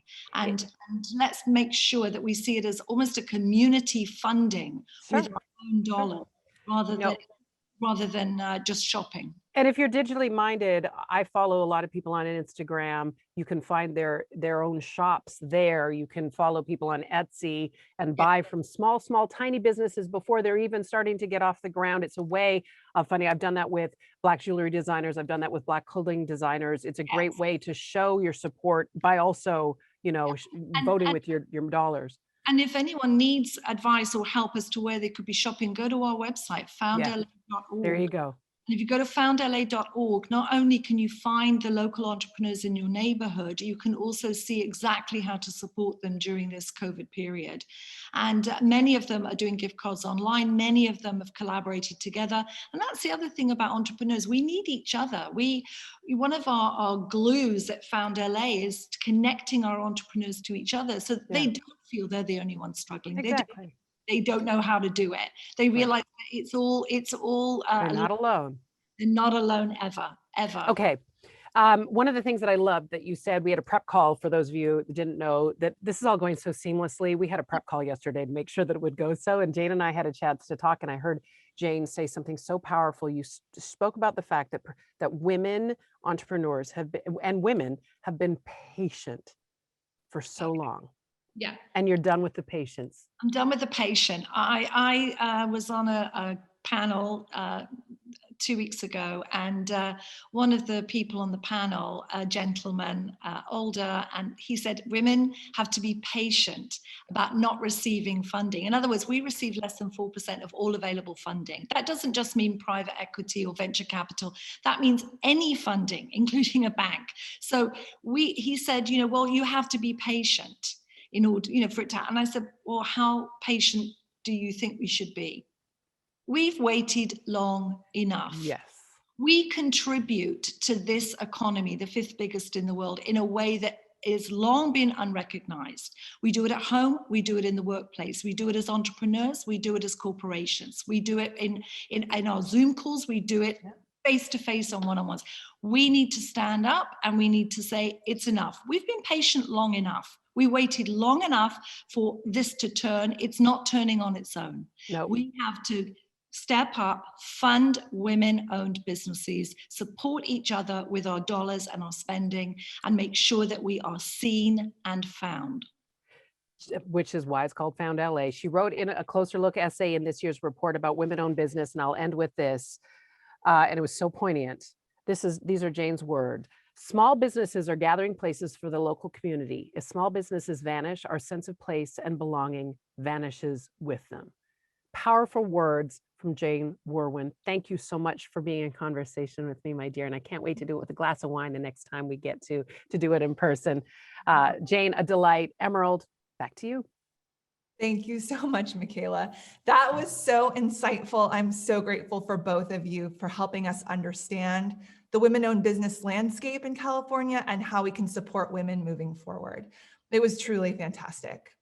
So now for our final panel, I'm thrilled that we're able to host 3 of our 5 LA County Board of Supervisors for discussing women's leadership in California. Please welcome back Emmy Award-winning moderator and journalist, anchor and producer, and founder of Futuro Media Group, Maria Hinojosa, and Supervisor Catherine Barger, Supervisor Sheila Kuehl, and Supervisor Holly Mitchell. Hey, what's up, everybody? So, yeah, thank you for this honor of inviting me to moderate this particular panel, because I'm one of the people who, way back when, and I didn't know what a county board of supervisors was because we don't have one in New York. And I remember just like, a county board of supervisors, like, what's that? And it was just the most powerful people in the state of California. And I was just like, really? And my ears perked up. So that's the way, when people don't understand who you are, that's the way it's understood. And so I'm really excited to be with the 3 of you, because since its inception 150 years ago, this is the first time that it's all women. So you are being watched, both good and bad. And it's an extraordinary moment in history. So Supervisor Barger, let's start with you. I'm also a media entrepreneur. I'm a journalist. I'm a media entrepreneur. And so this whole notion of how you kind of manage a team, how you manage staff, how you manage working together. I used to think that managing was like, who cares? It's so easy. As you know, it's really complicated. And when you come to something like the, Board of Supervisors, it can be intense, right? So how do you bridge that difference and make it into something productive? Well, that's a good question. And I think COVID, first of all, I love seeing my colleagues. We're not able to meet in person, so it's great to see 2 amazing women that I serve with. COVID really has heightened just how difficult it is to communicate. I've noticed it in real time when you see someone, and Supervisor Kuehl and I have talked about this, sometimes things get lost in translation. But, with this board, each of us has different views, backgrounds, and ideas, as does my staff. Because I want staff that is going to give me different ideas and different thoughts as it relates to whatever we're working on. But we all work together to respect one another and to collaborate. And I think collaboration is the key. And for me personally, it's about working together to achieve what we all want. And that's what's best for LA County residents. And this board collaborating together has been pre-Supervisor Mitchell, but now post-Supervisor Mitchell, very successful in furthering agendas that, quite frankly, for many years sat on the bookshelves and were not addressed. And so my style is surrounding myself with people that are of like minds in order to help me to do a better job representing my constituency in the 5th District. So Supervisor Kuehl, I've talked a lot about how those of us in New York are watching always California, LA in particular. We won't get into which is better because they're both fabulous. Let's just say that. But one of the things that we're always watching, of course, is what's going to happen with women. So what are the most pressing issues post-pandemic, or we're in it, that you're looking at for women in California? Well, it's a matter of a gender lens, because the pressing issues for women often are the big issues with which we're dealing. Let's say healthcare. We are, if we were a state, we'd be the 8th largest state. We've got 10 million people living here. We're wanting to vaccinate every one of them. We've had to take care of hospitalization and health. And for women, women are often the major coordinators of care for their families, for their extended families, then, if they think about it, for themselves. Not to mention that there are many of our essential workers in healthcare and have spent a lot of their time preparing and taking care of others. So we want to put a gender lens on healthcare, and that's one of the very big issues for women. The second, shelter. Really, and I don't mean temporary shelter, I mean the larger sense of homelessness and housing. Women often are, we've seen lately in the last year, that the highest percentage of growth in the homeless population are women, and many of them older women. Even though we've put in eviction moratoria and everything we can, women are suffering more from having to look for housing and having to work to maintain it. The third leg of the stool, if you like, is always work and jobs. So we have to see what's the gender lens about women. And the big issue is childcare, childcare, childcare, so that women can work, but also 150,000 women lost their jobs last December. 600 men gained jobs in December. So when you think about it, every lost job in America was women. And it is something we have to pay a lot of attention to and are.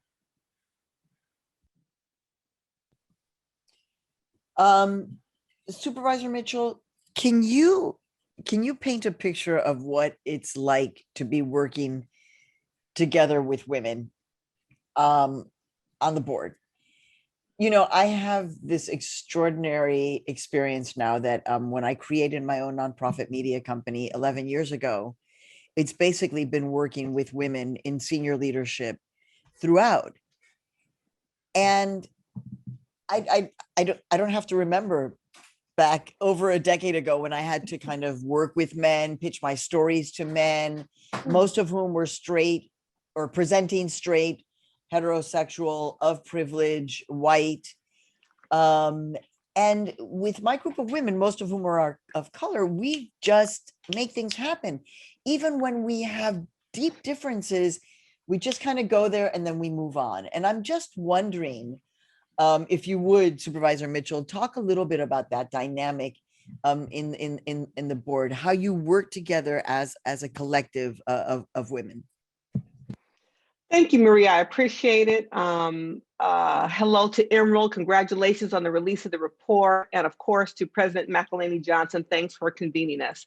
You know, Maria, as you talked about that, I realized that has been my experience most of my professional career. My first real job out of my Coral Foundation Fellowship was working for then State Senator Diane Watson, who really helped frame for me what it felt like to work for a strong woman, to be supported and nurtured in my early career. I will forever be indebted for that early orientation that she gave me. I then went to the California Black Women's Health Project.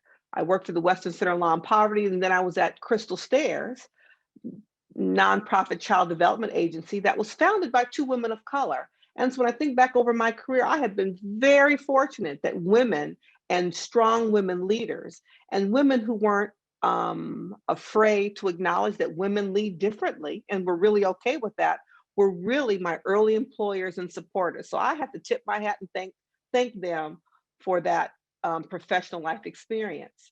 You know, onboarding in the middle of a public health pandemic ain't easy.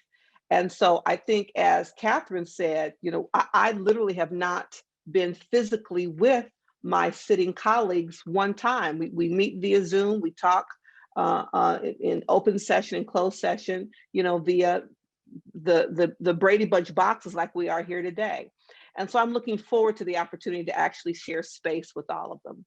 But, you know, I listened to the previous panel with Michaela and Jane and realized that women are tired of waiting. I don't know about my two colleagues. We're probably also tired of answering the question about how do women lead differently and how will it be different? We lead. I think that we have a deep sensibility to the unique needs of our constituents.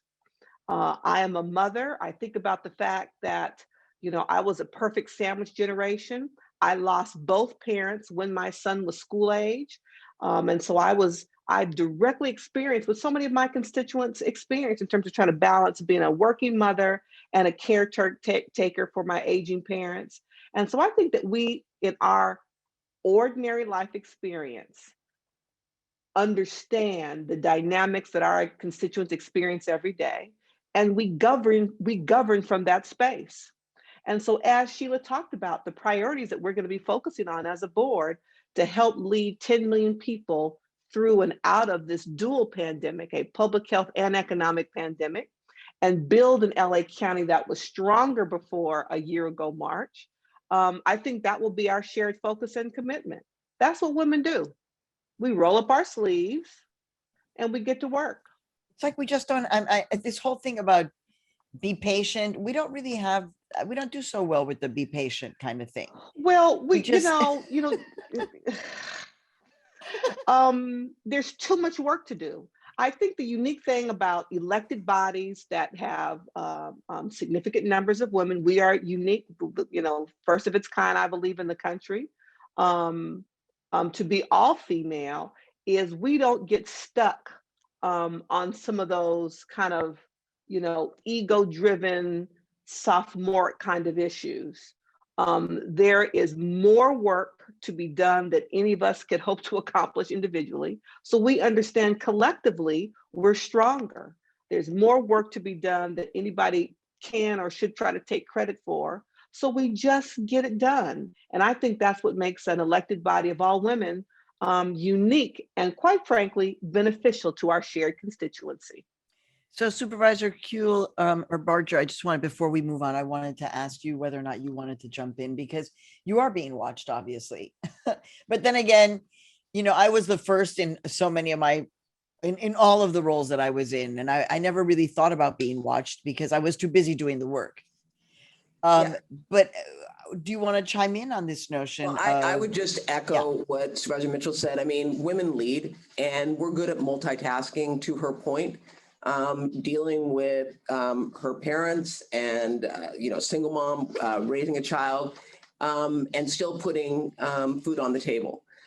This is what we're wired to do. And so, quite frankly, it's no different than what we do each and every day in our lives. We're good at juggling, and I'm proud of that. And I think that, again, is what makes this board so incredible, is we all come from different backgrounds with different lenses, looking at issues and looking at it holistically. With the goal of making real-time change, not studying to the point of where it never gets done. We look at it, we see what we need to do, and then we plan and move it forward. And I know that is why this board has been so successful moving forward agenda items. I would only add that we're very decisive, and it doesn't take us long to get to a decision. When I first came on the board, one of the men said of one of the other, "We're at war." And then I heard that a couple of weeks later from another man on the board talking about some man on the board, "We're at war." You would never hear us say, "We're at war." It's not that we're wussy about anything. We're very strong in our beliefs, but the way we work through to get to the decision is very important. And it's extremely important because this is 5 people, no legislature, no governor, just 5 people making a decision for essentially 1 out of every 35 people in America. That's who lives here. And it is, it's a joy. And even when we struggle, we do it well. We don't back away. We do it well, but we don't have to score points against each other. We don't have to be at war. It's really important. I actually think this is really an important notion, that women have the capacity to put the ego to the side, honestly, when there's work to be done. I had the benefit, I think it's one of the highlights of my life was to be able to interview Michelle Bachelet, then president of Chile, first female president in Chile. And she's a medical doctor. And she said, "Look, I know how to deal with an emergency. I'm a medical doctor. If I have to, make a cut with the scalpel, I'm there. But I like to actually govern by hearing many different perspectives and by making a kind of informed coalition decision. if I have to, I'll make the decision. And I think that that's really an extraordinary way to put it. So, so what are you most concerned about? What is keeping you up at night? Let's start with you, Commissioner Mitchell. You're shaking your head. Yeah, so this is the part where I don't like what I'm going to hear, because again, what you are dealing with in California, we will deal with soon. So what are the things that are really worrisome and keeping you up in terms of women? I appreciate that. You know, I am clear that women and girls have suffered disproportionately under COVID, nationwide, certainly here in LA County, and certainly in my district. That keeps me up at night. Making sure that women and girls who suffered in terms of job loss, who suffer in terms of housing insecurity, food insecurity, access to appropriate healthcare services, those are the issues that keep me up at night. And what we're going to do to take advantage of this moment in time, this unique moment in time, with this influx of federal dollars coming in, to build and rebuild a county that will serve them that better than they were experiencing life in LA County than before. It's a daunting task, but it's a task that I intend, and I'm sure my colleagues do as well, intend to be focused on, to make sure that we take advantage of this opportunity. You know, before I joined the board was brilliant and came up with a Women and Girls Initiative that has been working tirelessly for the last several years to come up with a set of policies that help dictate to us the needs of women in LA County, women who work for LA County, women and girls who live in LA County. Abby Land is the executive director. And their report that they gave to the board recently talked about childcare. You know, that's the industry that I come from prior to running for public office. The caring industries, Sheila, as our friend Deanna Aaron are referred to, you know, providing for elders, in-home support services workers, childcare, those in the healthcare industry, all the human services. You know, we've got to make sure that those services and programs are funded to support the needs of women and girls. Like Jane said, we're not going to be patient. And quite frankly, these issues aren't new. None of the issues and challenges that women and girls are experiencing in the midst of COVID are unique to COVID. Those were challenges that were confronting us before. And so I think that COVID has taken the blindfold off of the world and hopefully created an opportunity for everyone to pause for a moment, think outside of ourselves and our own life experience, and think about our sister, our family, friends, and neighbors, and how this pandemic has impacted them. And I think that's going to create an opportunity for not only government to step up to the plate in a meaningful way, for government to work across jurisdiction, federal, state, county, municipalities, to come together and collaborate in a unique and powerful way to meet the needs of our shared constituency. Those are the issues that keep me up at night. But when I have those aha moments, I'm able to close my eyes and get a few more winks. So I'm charged up and ready to come out swinging the next morning. I do think it is a way in which we, as women, often have to take, we make lemonade out of lemons, right? I mean, we're kind of expert at that.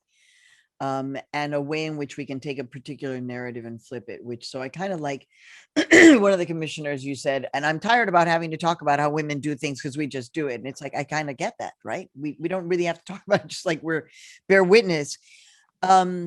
But in terms of women having the capacity to take something and kind of flip it, I'm just going to share a personal story and then throw it back to you, which is I went to get my first vaccine, and it turned out I got it, my first vaccine shot in the South Bronx, in the heart of the South Bronx, in a grammar school. And the person giving me my shot was, like me, an immigrant. She's from Ghana. Her name was Didi. And I was crying. I was in a state of, I'm just so scared, and so many memories and so much loss and all of this. And she just said, with her beautiful accent from Ghana, she said, "This is our freedom shot. This is our freedom shot." And Harriet Tubman has a statue not far from here. And I used to, when I would be out and about walking, I don't go out and about walking anymore. I would stop and I would think about Harriet Tubman's liberation dreams. that were it not for Harriet Tubman having her dreams to imagine something else in this country, we wouldn't be where we are. And so I'm wondering a little bit about your own liberation dreams. I know that Supervisor Barger, you look kind of gorgeous in your suit and with all the formal flags behind you, I have to say. But can you take us to your liberation dreams, your freedom dreams? Wow, that's a deep question and a good one. And actually, I did clean up today. Usually, I have blue jeans on, and that's one of the byproducts of COVID. So I cleaned up. Have them on, Catherine. We don't know. I know, and I'm in my office. But Well, I tell you what I don't have on, and I don't have on any Spanx. I'll tell you that, Catherine. No Spanx. But I have to say, who loves Holly's background? I do. I never get tired of seeing Rosa Parks behind her. It's phenomenal. But I have to say, as someone, my experience has been in my career was starting with the county 35 years ago. And when Supervisor Kuehl talks about how the men would say we're at war, imagine a 28-year-old coming into an all-man run county. And I'm not exaggerating. And I would have ideas that I thought were the second coming and the greatest. And I'd be shot down with, well, you don't know what you're talking about. You don't understand how the county works. And so for me, that actually made me even more focused, and I say laser focused, to change. And I figured if you can't beat them, you join them. So I literally infiltrated the bureaucracy of the county. Working for an elected, I went into the departments and got to know the departments and worked from basically within to push the agendas forward. And so it was an aha moment for me, recognizing that that I would continue to be patted on the head and told, yeah, that's a good idea, go sit over there. And I realized that if I didn't use my voice and speak up, and I had a boss that actually supported me 100% to do that. And actually, I think he enjoyed watching me rattle some cages. It was liberating for me to bring forward these, what we call motions every Tuesday. The board meets and we bring motions forward that really can in real time say, next week, you're going to do X, Y, Z. And it's not, has to go through the legislature and the governor. These are done in real time. And it was liberating for me to bring forward motions, for example, on mental health that could basically, with the stroke of one pen, make a difference and change lives moving forward. And so I got the last laugh on many of those men that were running the department, because now I'm proud to say that through this board, we have more women running our departments than ever before in the history of the county. And by the way, our chief executive office, which in essence is the CEO of one of the biggest companies in this country, is a female. And so, I think the last laugh is on all those in the Old Boys Network that kind of thought we were just going to sit back and mind our manners. I want to second that completely. Here's the other one great life lesson that my father, may he rest in peace, who helped to create the cochlear implant. He was pretty much of a little genius, but he said to me, don't burn your bridges, right? And that's really interesting, because women are in these positions where they are being asked to be CEOs of organizations and companies that have failed under men because they didn't know how to handle corporate culture, because they didn't know how to stop misogyny or racism, etc. And so women are suddenly finding themselves like, hey, wait a second, I know you, let's do this together. So I think it's a fascinating moment. So what are you most concerned about, Commissioner Kuehl? What are the things that, for you are particularly of concern for women, and how are you thinking about managing that? Holly was talking about what keeps her up at night, and that kind of is a similar question. Two of the things we haven't talked about, one of them has to do with how the depth of the justice movement, which has taken a great deal of root and leadership in LA County, and with which we very, very much agree, creating alternatives to incarceration and setting up an entire office to do that, keep people out of jail that don't really need to be in jail, don't thrive there, don't learn anything from it, that kind of punishment. And I worry a lot about the girls in our juvenile system making certain that they have the kinds of opportunities that we think about sometimes giving boys in terms of the construction industry and helping with training and things that, you know, we have thought about as kind of a boy thing in the past. Also, older women, the way older women are suffering through this pandemic, isolation, hunger, all of those things that are, again, you know, keeping me up at night. And so what we're doing about it, just like Catherine and Holly have both said, it's not lightning fast, but I was in the state assembly. Like Holly, I was in the state Senate. This is, as Catherine said, you bring a motion on Tuesday and it says report back in 45 days. In 45 days, we get a report back and it says, here's the things we can do. And we bring a motion that day and say, that's what we're going to do. We have a $38 billion budget. I mean, this is one of the major economies in the world. And we, the five of us, allocate that $38 billion. So there are things we can do, things that we're frustrated by, but I think the real challenges are that government itself, given the right-wing movement in this country over the past 35 years, it has been starved to death, and local government the worst. Tax cut, tax cut, tax cut, taxes cut for the rich mostly. What are taxes for? That's what we're able to spend money on. So we want to build more housing. We don't have the taxes coming in. It's not just a pandemic. It's the movement against paying a fair share. And so we are all part of this movement to try to make certain that government can fulfill, especially now, the responsibilities that everyone suddenly realizes we're the last man standing, so to speak. Right.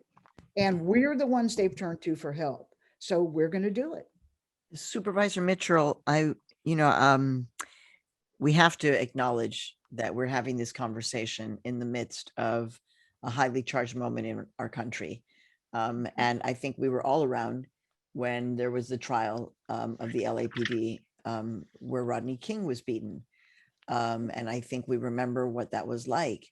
And I'm wondering how you manage when you're thinking about structural racism and dealing with police institutions that, the other morning, sadly, I woke up and there was I don't like to watch these videos, but it was a video of a woman being killed by a fellow police officer in the south of Mexico. A Salvadoran woman killed by a woman police officer kneeling on her back and breaking her neck. And so I'm just, there is this kind of structural racism and a real questioning of institutions like the police. And I'm wondering how you're grappling that when you have a pretty intense amount of power. I appreciate that question, Maria. And that's a question that we all have a responsibility for answering. I have to tell you, I was struck when I saw a colleague, Representative Park Cannon, sitting elected official from the Georgia House of Representatives, being escorted out of her workplace, Georgia State Capitol, because she was knocking on the door of the governor, who was signing a bill that will severely limit voters' rights, signing a bill in a room flanked by 6 other men with this amazing portrait behind him of a plantation. I mean, if I were writing a Hollywood script, I wouldn't be brave enough to make it that blatant. It's just amazing. And then I wake up these last 2 days and I see these young women who stood their ground and did their best to challenge law enforcement and had the wherewithal to hold their phones and film it so the world could see the murder of Mr. Floyd. That young woman who videoed that was 17 years old. The young firefighter who had the wherewithal to challenge the judge yesterday when she felt he cut her off and she wanted to answer the full question and tell her story. Those were very young women. And I don't know where they found the courage in that moment in time to stand their ground and do all they felt they could do to defend him, to try to challenge law enforcement, but most importantly, bear witness for us all to understand what happened in that moment. and these aren't new images, Maria, and it's not new.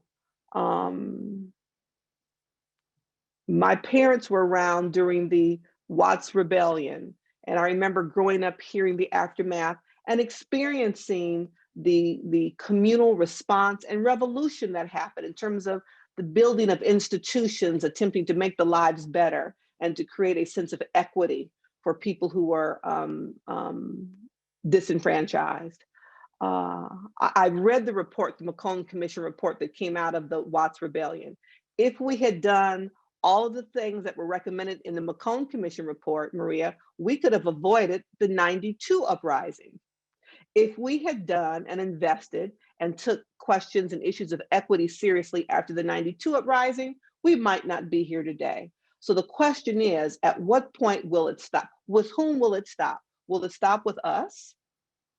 In terms of understanding the systemic impact of racism, sexism, misogyny, and the interplay, particularly for women and girls, women of color, that those have on each other, and what we must do, the collective we, not only those of us in the public sector and government, but all of us, the collective we, must do to end it.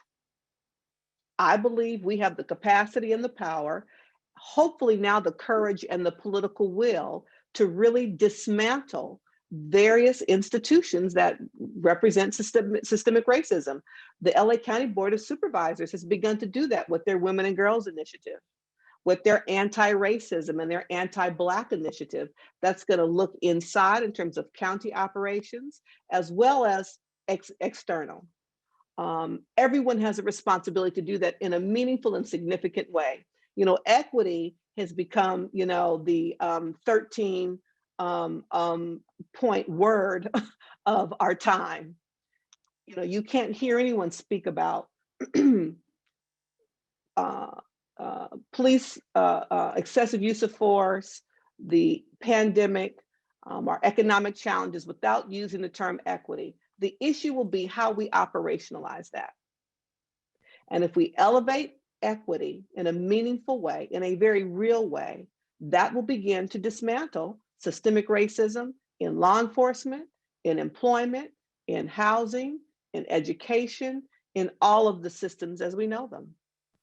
And it would just really be just for a much better country, frankly.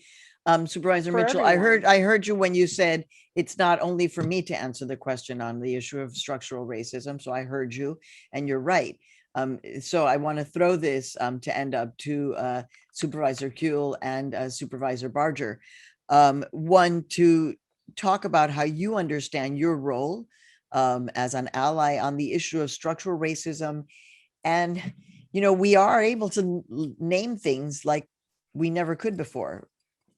White supremacy I mean, things have certainly changed, but we have a long way to go. So we've got, as we're wrapping up, I want you to answer this particular question about structural racism, each one of you, and then we're going to wrap up with the silver linings, things that we can look forward to. So Supervisor Kuehl, we'll start with you.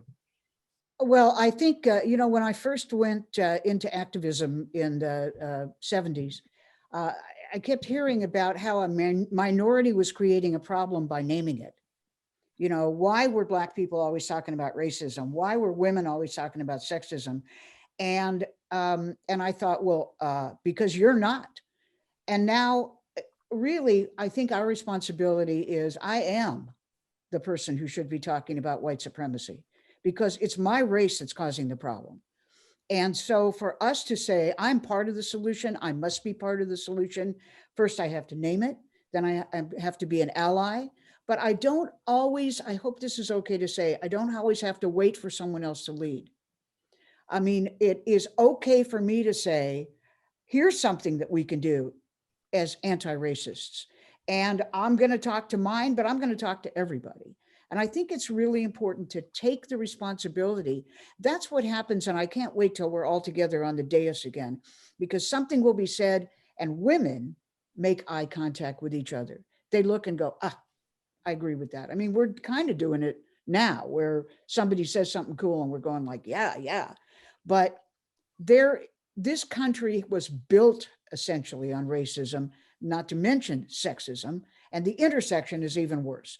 So we speak out, we are part of the solution, we are allies and leaders, and I think that that is the way we are operating in the county. We are not just talking about, we are doing, and we are going to be there with everybody, not just in the streets, but up on the dais as well.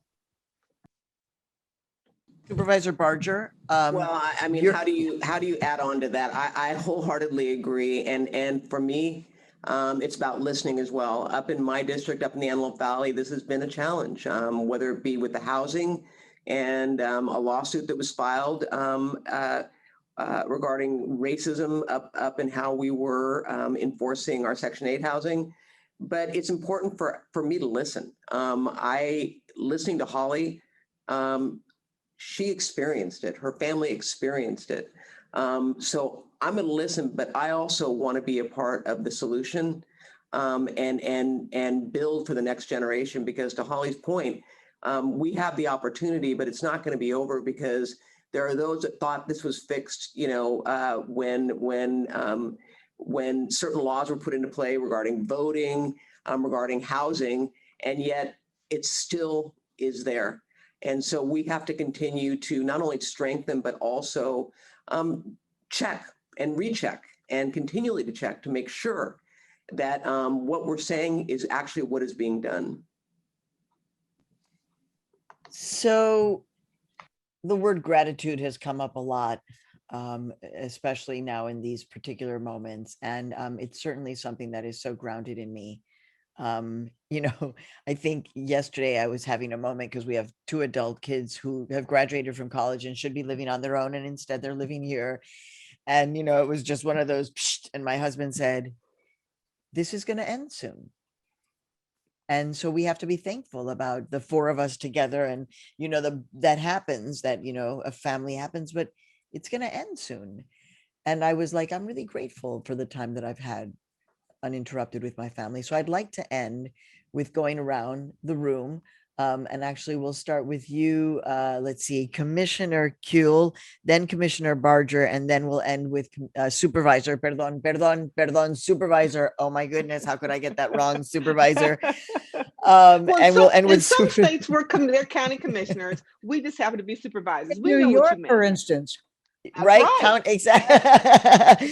So something that is you're thankful for, something that gives you a sense of like purpose and hope. I know it's been hard recently. I mean, these moments of like this country, what is happening with this country? I can't stand it. And then of course it's like, well, ¿a dónde vas? Where are you going? Where are we going? Maria, I'm glad yes. to end on this because people know, of course, I'm queer. I mean, I was out when I first ran. And so not just part of the women's community, but the LGBTQ plus community. We went through the AIDS pandemic, and we were kind of the only ones really interested at the time, saving each other's lives, opened our own clinics, smuggled in drugs from France in our pocketbooks. And then, of course, getting, the hell beat out of us in bars and arrested for no reason, and nobody cared. It's not like we don't get it in our bones as well. But here's what I think is interesting in this pandemic, because it's worldwide, and never have I shared an experience with so many people who nod and go, oh, I get that. There are 2 parts to it. One is what I've learned. I have been denied in this pandemic and how important it was, and I didn't get it. Seeing people in person, living together in a room, not living, but working together in a room where if we were all together in a room doing this, I am not using every part of my brain when I talk on the phone or even on Zoom. There is something that comes in through the heart. And I didn't understand that until being denied that. On the flip side, the silver lining, I think, is what we have learned that we might be able to take forward with us. That gratitude for people, our place in a worldwide universe where we're looking at every part of the world going through this experience, our work remotely and what can be done remotely and not having to drive so much, what we can take from this, what we need to do to take care of other people, how many people are hungry all the time, not just in the pandemic. The silver lining is, I think, what we have learned in our hearts about how important our contact is and how important our place is in being there for other people. Supervisor Barger. Well, wow. How do you fall? See, that's why I hate following Supervisor Kuehl. I mean, she always dropped the mic. But for me, yeah, I find hope in many places, and the unity of our community for me has been the greatest hope for me over the past year, and I've seen that. That has been the silver lining. To work toward recovery as we distribute the vaccine, which is going to be more and more available, and seek to return to whatever normalcy is going to be. I'm reminded that our strength is truly found in one another. And I found strength in my colleagues when I was chair, because there were some dark times, but yet the strength I got and the support I got is what kept me going. So I'm looking forward to taking all that we took for granted, and really changing the way I conduct myself, but also the way I view things that I maybe took for granted before. And so I'm excited, and I'm grateful, believe it or not, for the experience over the last year that's really kind of allowed me to take a step back and recognize everything I'm really grateful for. We are stronger than we think. Supervisor Mitchell, your final thoughts. And I see that Emerald has appeared on screen, so I know time is tight. I'm going to try to be quick. First of all, I want to just quickly answer your earlier question about our liberation story. And my liberation story is reflected in Biddy Mason, a Black woman who came to Los Angeles specifically as an enslaved woman, understood how to use California law at that time, was the first Black person to represent herself in the court to defend her right to be free, who had a skill, used it, acquired resources, bought property. The Hall of Administration is probably sitting on a parcel that Biddy Mason once owned. There's a wonderful monument to her in downtown LA. And so when I think about what a woman like Biddy Mason or Fannie Lou Hamer or Rosa Parks, all these Black women with a fraction of the rights, resources that I have access to as a Black woman in 2021, that they figured it out and got it done, I know that I can and I will too.